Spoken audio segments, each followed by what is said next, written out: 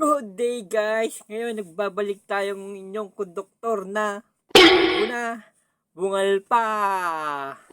Ngayon sasagutin natin ang tanong ng ating mahal na pasahero. Uy, sana Si all! Miss Baby Cheng. Yan po yung kanyang katanungan.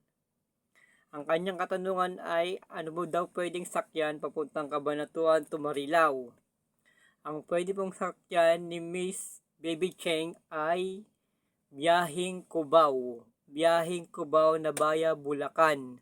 Baya Bulacan. Pwede siyang sumakay ng 5-star, Cisco, Baliwag, Golden Bee, ES, basta dumadaan po ng Bulacan.